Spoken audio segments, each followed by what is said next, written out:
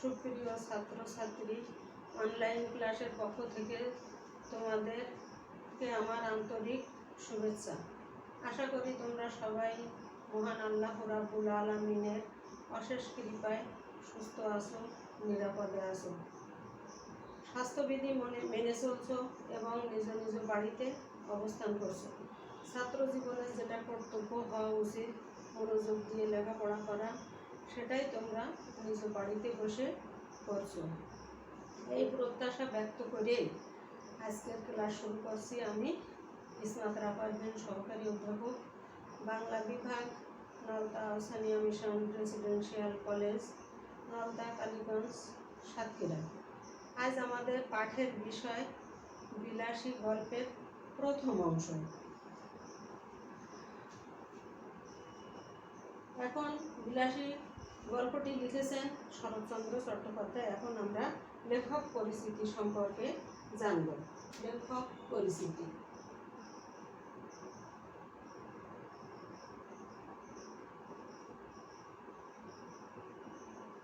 লেখক পরিচিতি।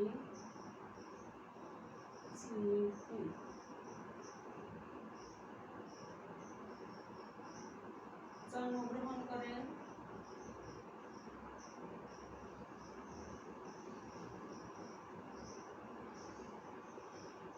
জন্মগ্রহণ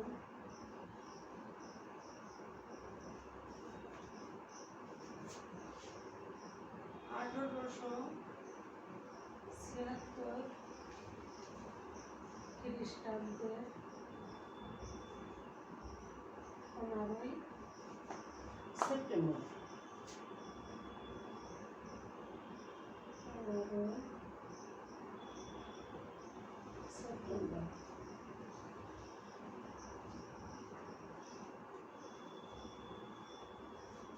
সন্ন্যাস গ্রহণ করেন তিনি মাত্র 24 বছর বয়সে। সন্ন্যাস গ্রহণ করেন, সন্ন্যাস গ্রহণ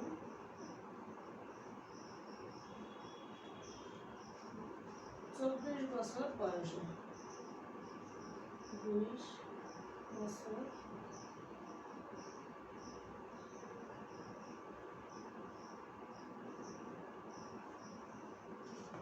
বয়সে তিনি কেরানির চাকরিতে যোগদান করেন 1909 খ্রিস্টাব্দে। 1909 খ্রিস্টাব্দে তিনি 9 খ্রিস্টাব্দে কেরানির চাকরিতে যোগদান করেন। কেরানির চাকরিতে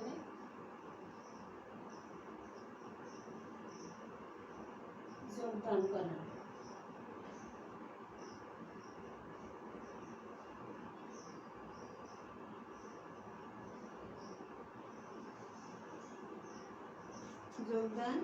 করেন। পরবর্তীতে তিনি সাহিত্যিক হিসাবে আত্মপ্রকাশ করেন। তার উল্লেখযোগ্য সাহিত্যকর্ম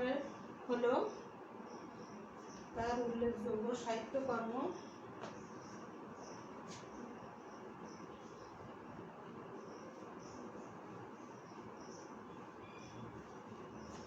উল্লেখযোগ্য সাহিত্যকর্মের মধ্যে হলো উপন্যাস পরিণীতা, বিরাজ বউ, উপন্যাস পরিণীতা,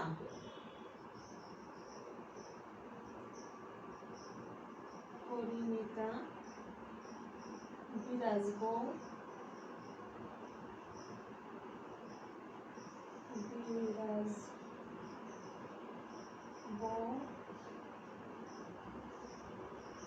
শ্রীকান্ত,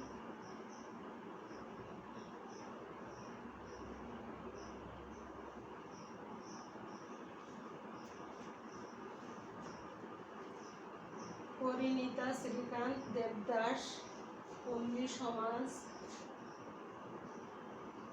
শ্রীকান্ত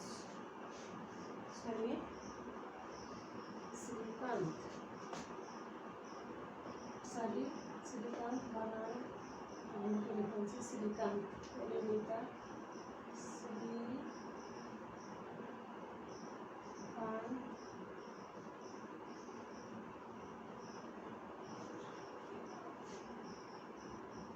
বিরাজপুর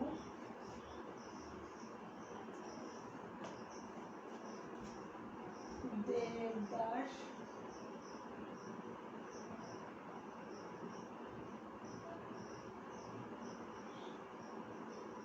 পল্লী সমাজ পল্লী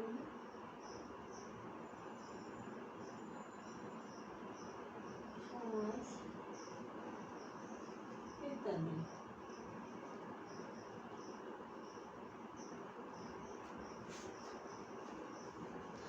তার উল্লেখযোগ্য গল্প হলো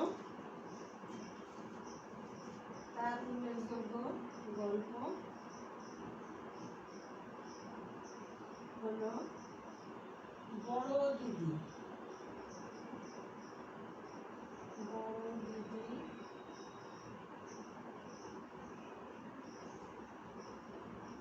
মেজ দিদি,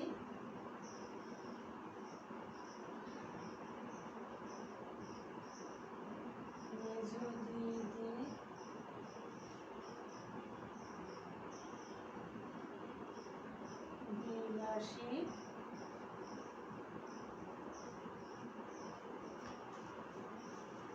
বিন্দুর ছেলে ইত্যাদি।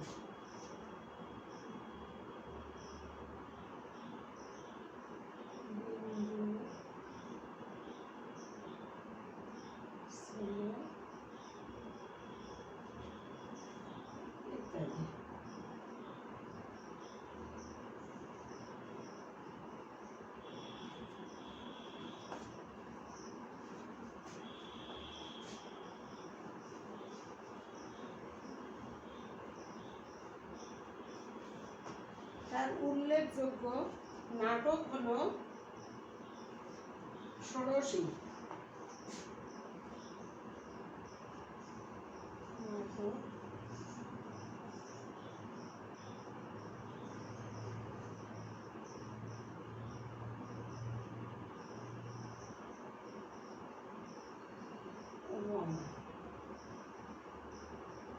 ইত্যাদি।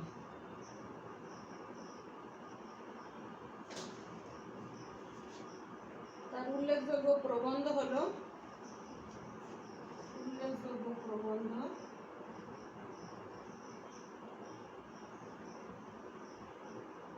নারীর মূল্য,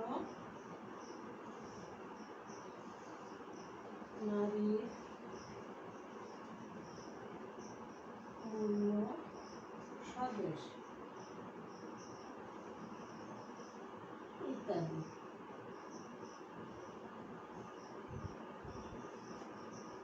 তিনি মৃত্যুবরণ করেন 1938 খ্রিস্টাব্দের 16 জানুয়ারি। তিনি মৃত্যুবরণ করেন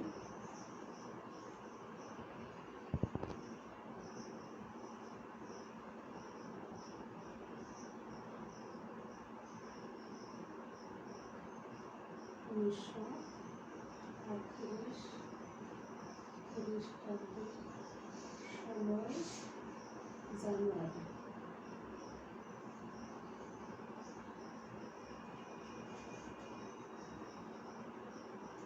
এখন আমরা বিলাসী গল্পের থেকে কিছু গুরুত্বপূর্ণ অংশ তোমাদের সামনে আলোচনা করব। পাকা 2 ক্রোশ পথ হাঁটিয়া স্কুলে বিদ্যা অর্জন করিতে যাই, আমি একা নই 10-12 জন।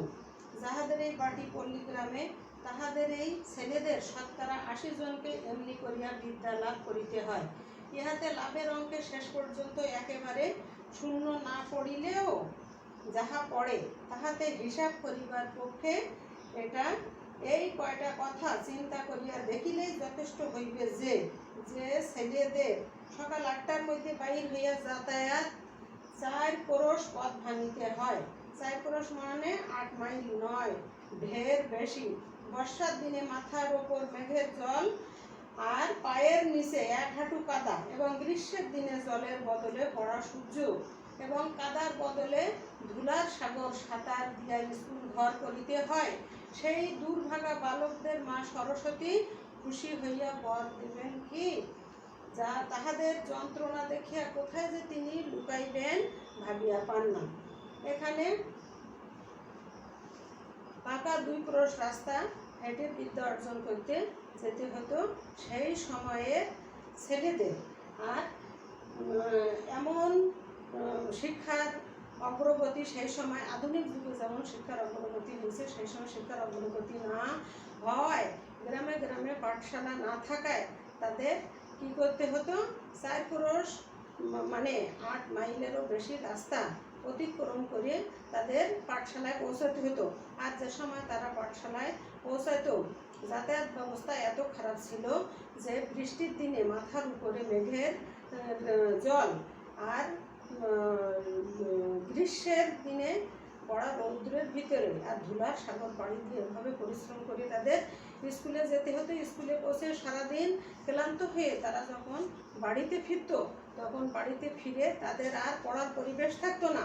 আর পড়ার পরিবেশ না থাকার কারণে বইয়ের সঙ্গে তাদের সম্পর্ক থাকতো না, বিধায় তারা পড়া থেকে দূরে সরে যেত। আর হিন্দু শাস্ত্র মতে সরস্বতী হচ্ছে বিদ্যার দেবী। কারণ বিদ্যার দেবী তখনই বিদ্যা দেবে কখন? যখন ছাত্ররা নিয়মিত অনুশীলন করবে। কিন্তু তারা সেই অনুশীলনের সময় না পাওয়ার কারণে বিদ্যার দেবী তাদের বর দিতে না পেরে তিনি লুকিয়ে যেতেন। এখন আমি তোমাদের সামনে পরবর্তী অংশটুকু আলোচনা করছি। তারপরে একদিন ছেলে পুলের পড়াও শেষ হয়ে বটে, তখন কিন্তু শহরের সুখ সুবিধা রুচি লইয়া তাদের আর গ্রামে ফিরে আসা চলে না। কিন্তু থাক, এ সকল বাজে কথা। স্কুলে যাই 2 ক্রোশের মধ্যে, এমন আরও তো 2-3 খানা গ্রাম পার হইতে হয়। এখানে এত কষ্ট করে যে সময় যেসব ছেলে মেয়েরা লেখাপড়া শেখে, এর ভিতরে সবাই কিন্তু ঝরে যায় না। যারা পরিশ্রমের ন্যায্য মূল্য দেয় তারা ঠিকই পাশ করে এবং উচ্চশিক্ষায় শিক্ষিত হওয়ার জন্য তারা শহরমুখী হয়ে যায়। আর যে সময় শহরমুখী হয়ে যেয়ে শহরের সুযোগ সুবিধায় তারা অভ্যস্ত হয়ে যায়, তখন আর তারা গ্রামে ফিরে আসে না। গ্রামের ওই জল কাদা পরিবেশে তারা আর ফিরতে চায় না। তাদের মন মানসিকতা সে সময় শহরমুখী হয়ে যায়, এটাই বোঝানো হয়েছে। এখন আমি তোমাদের সামনে পরবর্তী অংশটুকু আলোচনা করছি। তাহার 4th ক্লাসে পড়ার ইতিহাসও কখনো শুনি নাই, 2nd ক্লাসে উঠিবার খবরও কখনো পায় নাই। মৃত্যুঞ্জয়ের বাপ মা ভাই বোন কেউই ছিল না। ছিল শুধু গ্রামের এক প্রান্তে একটা প্রকাণ্ড আম কাঁঠালের বাগান, আর তার মধ্যে একটা প্রকাণ্ড পোড়ো বাড়ি। আর ছিল এক জ্ঞাতি খুড়া। খুড়ার কাজ ছিল ভাইপোর নানাবিধ দুর্নাম রটনা করা। সে গাঁজা খায়, সে বিড়ি খায়, এমনি আরও কত কি। আর তার একটা কাজ ছিল বলিয়া বেড়ানো, ওই বাগানের অর্ধেকটা তার নিজের অংশ, নালিশ করিয়া দখল করার অপেক্ষা মাত্র। অবশ্য দখল তিনি একদিন পাইয়াছিলেন বটে, কিন্তু সে জেলা আদালতে নালিশ করিয়া নয়, উপরের আদালতের হুকুমে। এখানে বিলাসী গল্পটি আসলে বিলাসী শরৎচন্দ্র চট্টোপাধ্যায় এই গল্পের নায়িকা বিলাসীকে নিয়েই লিখেছেন। আর এই গল্পের নায়ক হচ্ছে মৃত্যুঞ্জয়।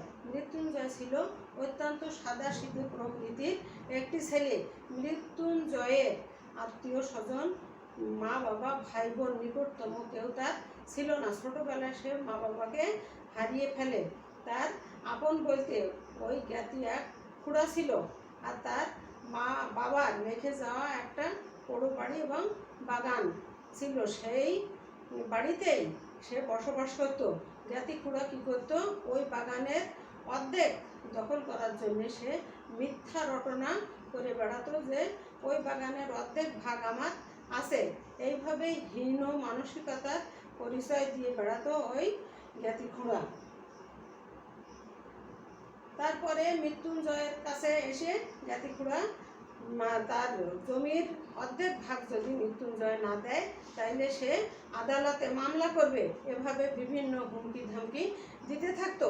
তারপরেও একদিন সেই জমির দখল সে পেয়েছিল, যে কীভাবে উপরের আদালতের হুকুমে, মানে সৃষ্টিকর্তার হুকুমে যে সময় মৃত্যুঞ্জয়ের মৃত্যু হয়, তখন আর জেলা আদালতে, দুনিয়ার আদালতে জ্ঞাতিখুড়াকে যেতে হয়নি। জ্ঞাতিখুড়া নিজস্ব গতিতেই উপরওয়ালার হুকুমে সেই জমির দখল নেয়। এখন আমি পরবর্তী অংশটুকু তোমাদের সামনে আলোচনা করছি। কত ছেলের বাপ কতবার যে গোপনে ছেলেকে দিয়া তাহার কাছ থেকে স্কুলের মাহিনা হারাইয়া গেছে, বই চুরি গেছে ইত্যাদি করিয়া টাকা আদায় করিয়া লহিত, তাহা বলিতে পারি না।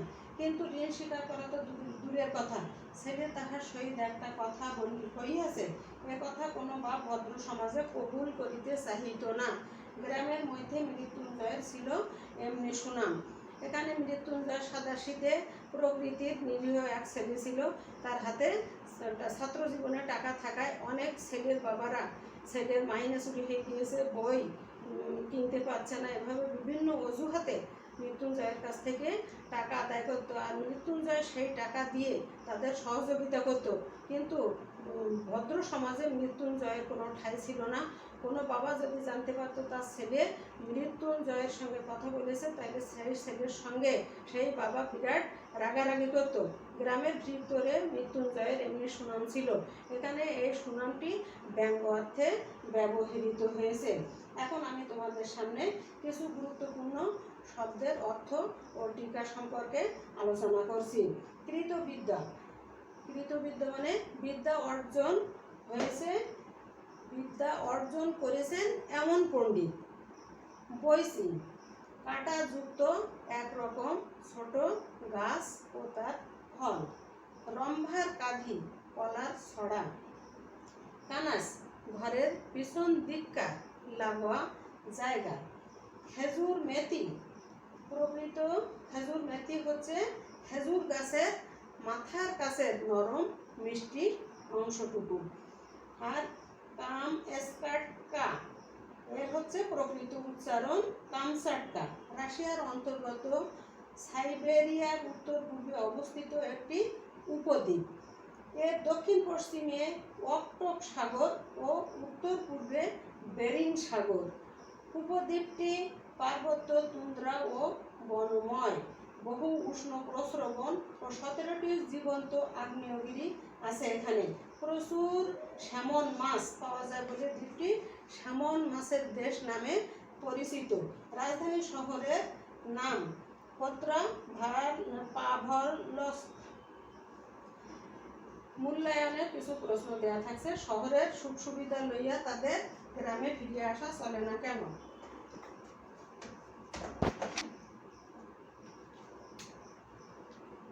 মূল্যায়ন।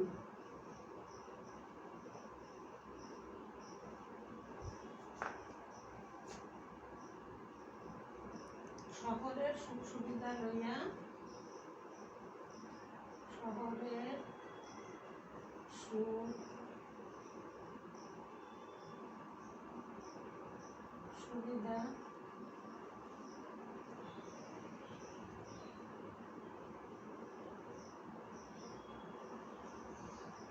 লইয়া তাদের আর গ্রামে, তাদের আর গ্রামে ফিরিয়া আসা চলে না কেন? মূল্যায়নের প্রশ্ন দিচ্ছে। প্রিয় শিক্ষার্থী, তোমরা যদি মনোযোগ সহকারে ক্লাসটি দেখে থাকো তাহলে অবশ্যই এই প্রশ্নগুলোর উত্তর দিতে পারবে। শহরের সুখ সুবিধা লইয়া তাদের আর গ্রামে ফিরিয়া আসা চলে না কেন? শরৎচন্দ্রের প্রথম মুদ্রিত রচনার নাম কি? খুড়া কোন বংশের লোক ছিল?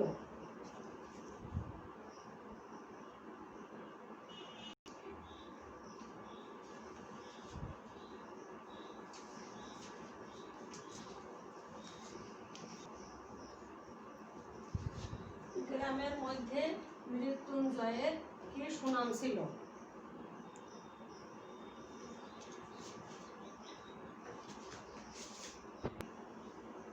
এখন অন্যান্য দিনের ন্যায় তোমাদের বাড়ির কাজ দেয়া থাকছে।